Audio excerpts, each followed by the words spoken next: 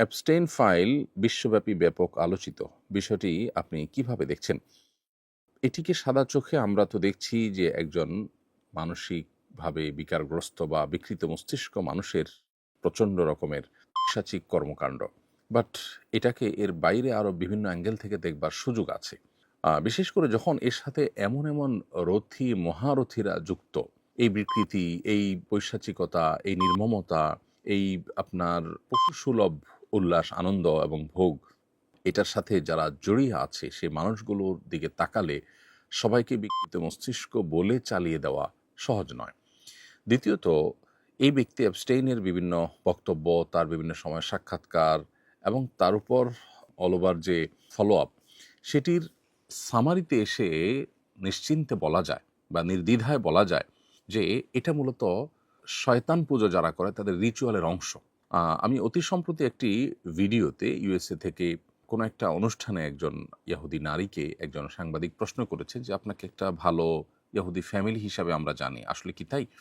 তখন সে ভদ্রমহিলা তার ফ্যামিলির বিভিন্ন হিস্ট্রি বলছিলেন এবং বলছিলেন যে নিরুপায় হয়ে আমাদেরকে যেতে হতো, আমাদেরকে নিয়ে যাওয়া হতো এবং আমাদের ফ্যামিলিতে বাচ্চাদেরকে বলি দেওয়া হতো। এই যে অ্যাবস্টেইনের এখানে বাচ্চাদের প্রতি যে নির্মমতা, তাদেরকে নিয়ে আপনার বিভিন্নভাবে অপহরণ করে এনে তার দ্বীপে, তার বিভিন্ন হোটেলে সেগুলোকে আপনার মানে জাস্ট অন্য ১০টা পশু জবে করে আমরা যেভাবে খাই সেভাবেও না, বরং অত্যন্ত নির্মমভাবে এই শিশুগুলোকে শেষ করা এবং নানাভাবে আপনার তাদেরকে উপভোগের বস্তুতে পরিণত করা। শিশু, নারী, এরকম আরও বিভিন্ন যে মানুষগুলোর প্রতি যে নির্মমতাগুলো করা হতো, এই পুরো প্রক্রিয়াটা সম্পর্কে সে ভদ্রমহিলার বক্তব্য অনুযায়ী বোঝা যায় যে এটি মূলত শয়তান পুজোর অংশ। শয়তানের যারা পুজো করে, উপাসনা করে, তাকে সন্তুষ্ট করার জন্য রিচুয়ালের অংশ হিসাবে এই সমস্ত আপনার নোংরামো করতে হয়। এই নোংরামোর এমন এমন পার্ট আছে যেগুলো আসলে মুখে উচ্চারণ করবার যোগ্য নয়। সেই জিনিসগুলো তারা করতো এবং বিশ্বের ক্ষমতাধররা, বড় বড় প্রভাবশালী ব্যক্তিরা দিন শেষে এই সমস্ত রিচুয়ালের মধ্য দিয়ে তারা পার হয়।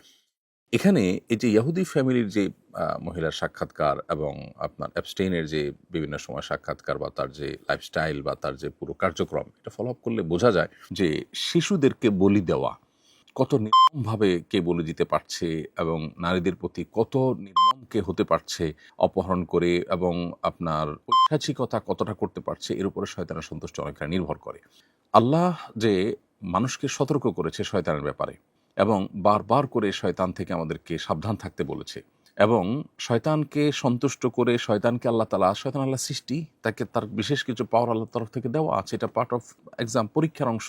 সেই জায়গা থেকে শয়তান থেকে দূরে থাকার যে সতর্কীকরণ দীর্ঘদিন থেকে বা মানব সৃষ্টি শুরু থেকে আল্লাহ তাআলা আমাদেরকে নবী রাসূলদের মাধ্যমে করেছেন, সেটি আবারও আমাদের কাছে অত্যন্ত বাস্তবসম্মত এবং এবং আবারও সেটা আমাদের জীবনের সাথে খুবই রিলেভেন্ট যে সেটি প্রমাণ হলো। আর এর সাথে পশ্চিমা দুনিয়া যে আমাদেরকে নারী অধিকার, শিশু অধিকারের যে সমস্ত সবক টবক শোনা, এগুলো যে সবগুলোই তাদের বাণিজ্যের অংশ, এগুলো সবগুলো যে ধোঁকা, এবং আমাদেরকে বিনোদনের নামে আমাদের যে রিচুয়াল আছে আল্লাহর সাথে কানেক্টেড হওয়ার, আল্লাহর পাওয়ার দ্বারা প্রভাবিত হওয়ার এবং শক্তিশালী হওয়ার, আমাদের দুনিয়া এবং আখিরাতে কল্যাণ এর অধিকারী হওয়ার, সেই রিচুয়ালগুলো থেকে আমাদেরকে দূরে সরাবার জন্য এই ধর্মীয় বিষয়গুলোকে হাস্যরসের উপহাসের বিষয় পরিণত করেছে এবং বিনোদনের নামে যে সমস্ত আইটেম আমাদেরকে দিয়েছে এগুলো সবগুলো মূলত শয়তানের রিচুয়াল এবং শয়তানকে সন্তুষ্ট করার আইটেম। সেগুলো দিয়ে তারা আমাদের যে আধ্যাত্মিকতা, আমাদের যে আধ্যাত্মিক সত্যি, সেটাকে ধ্বংস করছে। প্রসঙ্গত এখানে আরেকটু বলে রাখি, ওই ইহুদি নারীর বক্তব্য শোনার পর আমার কাছে মনে হলো যে ফিলিস্তিনে তারা যে শিশুদেরকে টার্গেট করে করে যে হত্যা করেছে, দীর্ঘদিন পর্যন্ত তাদের প্রতি যে নির্মমতা তারা চালিয়েছে, এটিও তাদের সেই রিচুয়ালের অংশ কিনা সেটি ভেবে দেখবার যথেষ্ট সুযোগ আছে। কারণ শয়তানকে সন্তুষ্ট করবার জন্য যে শিশু বলি থেকে নিয়ে যত রকমের আয়োজন আছে, এমনকি ওই যে ভদ্রমহিলার বক্তব্যে শুনছিলাম যে এমনও হয় যে পারিবারিকভাবে প্ল্যান করে বাচ্চা গর্ভে ধারণ করা হয় এবং আশপাশে মানুষকে বুঝতে দেওয়া হয় না, ওই বাচ্চা মূলত শয়তানকে সন্তুষ্ট করার জন্য বলি দেওয়া হবে, এটাই থাকে উদ্দেশ্য এবং সেটি দেয়া হয়। এই যে পুরো কার্যক্রম, এখান থেকে নতুন করে আমাদের আল্লাহর নেয়ামত ইসলামের প্রতি আমাদের আরও বিশ্বাস বেড়ে যায়, আরও আস্থা বেড়ে যায় এবং আল্লাহর প্রতি আরও অগ্রসর হওয়ার গুরুত্ব আমরা অনুধাবন করতে পারি। আমাদের কাছে ঝকঝকে তকতকে যে আপনার কালচার উপস্থাপন করা হয়ে থাকে, এগুলোর পেছনে যে কমার্শিয়াল ধান্দা আছে, এগুলোর পেছনে যে তাদের শয়তানি ধান্দা আছে, এগুলোর পেছনে যে আমাদেরকে থামিয়ে দেওয়ার প্রচেষ্টা আছে, সেটি বোঝার জন্য আসলে পণ্ডিত হওয়ার দরকার নেই। অতএব অ্যাবস্টেইনের এই ফাইলটা শুধুমাত্র, এই ফাইল যেটি উন্মুক্ত হয়েছে এর মাধ্যমে যে সমস্ত ঘটনাবলী আমাদের সামনে উঠে আসছে এগুলো, বা তার যে নির্মমতাগুলো ছিল এবং তার সাথে যারা বড় বড় রথী মহারথীরা আছে, এদের যে কানেকশন পাওয়া যায়, এগুলো শুধুই মানবিক বিকৃতি, মানসিক বিকৃতির বিষয় নয়, বরং এর সাথে শয়তান তুষ্টির বিষয় জড়িয়ে আছে। আমরা আল্লাহকে সন্তুষ্ট করতে চাই। এখানে রাস্তা দুইটা, শয়তানের রাস্তা, যার শেষ মাথা জাহান্নাম, দুনিয়াতেও সেটা জাহান্নামী। যারা শয়তানকে পুজো করে, তারা শক্তি সঞ্চয় করতে চায় বা শয়তানের পাওয়ার নিতে চায়, এই পাওয়ার দিয়ে তারা হয়তো দুনিয়াতে সাময়িক রাজত্ব করে, কিন্তু তারাও মানসিকভাবে কেউ আসলে সুখ পায় না। অতএব এই এপস্টাইনের ফাইল, এটা নিয়ে অনেক কথা বলার আছে, এটা নিয়ে অনেক কথা ভাববার আছে। কোরআনে কারীম যে বাল মূর্তিকে পুজো করতে নিষেধ করেছে, সে বালের বিশেষ অনুগত ছিল এবং তার জীবনের অনেক কিছুতে সেটার প্রভাব পাওয়া যাচ্ছে। এখনকার যে সমস্ত তথ্যপাত্র আসছে তাদের মাধ্যমে, গণমাধ্যমের মাধ্যমে, সেগুলো থেকে বোঝা যাচ্ছে।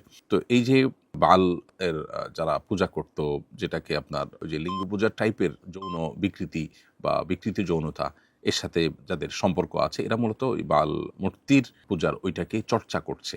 অ্যাবস্টেইনের মধ্যে সেই জিনিসটাও পাওয়া যাচ্ছে।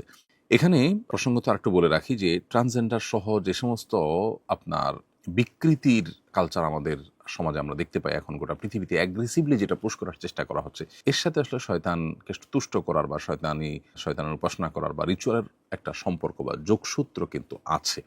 অতএব পুরো বিষয়টা আসলে অনেক বড় খেলার ব্যাপার। আগামীর পৃথিবী এটি যতটা না অস্ত্রের যুদ্ধের পৃথিবী, তার চাইতে বেশি হবে আপনার স্পিরিচুয়াল যুদ্ধের পৃথিবী। অতএব মুসলমানদেরকে মুসলমান হিসেবে আল্লাহর সাথে কানেক্টেড হওয়া, ইবাদতবন্দি করা, আল্লাহ তাআলার নির্দেশগুলোকে মেনে চলা, এগুলোর মাধ্যমে তাদেরকে আত্মরক্ষার চেষ্টা করতে হবে এবং তাদের শক্তি সামর্থ্যকে বাড়াতে হবে, গেইন করতে হবে। সেই জায়গা থেকে আমাদের আরও দিনের পথে অগ্রসর হওয়ার প্রেরণা আমরা এই সমস্ত ঘটনা থেকে পাই। এই সমস্ত ঘটনার একেবারে গভীরে যারা প্রবেশ করেন, তাদের কাছে বিষয়গুলো স্পষ্ট হয়ে যায়। আল্লাহ তাআলা আমাদেরকে শিক্ষা গ্রহণ করার তৌফিক দান করুন এবং এই সমস্ত নির্মমতা বন্ধ হোক। বাংলাদেশে যারা নারীবাদের মুখোশ পরে বসে আছেন, যারা শিশু অধিকারের সবক শুনান সকাল বিকাল, এই সমস্ত ঘটনায় কিন্তু তাদের তেমন কোনো নড়ে চড়ে বসা বা তেমন কোনো উদ্যোগ বা তাদের কোনো বিষয় বা এগুলো নিয়ে তাদের তেমন কোনো কার্যক্রম আমাদের চোখে পড়েনি। অথচ এই জায়গায় যদি কোনো হুজুর থাকতেন, তাহলে আজকে ঘটনা কোন পর্যায়ে গিয়ে পৌঁছাতো। এখান থেকে এই মানুষগুলোরও দ্বিচারিতা বুঝে আসে, প্রমাণ হয়। যারা ইসলামের খোলস থেকে বের হয়ে যাতে ওঠার চেষ্টা করেন, তারা ওই জগতের মানুষগুলোর আসল রূপ জানার পর অন্তত তারা ইসলামে ফিরে এসে ইসলামকে নিয়ে প্রাউড করার সময় বোধহয় হয়ে গেছে। আল্লাহ আমাদেরকে বোঝার তৌফিক দান করুন।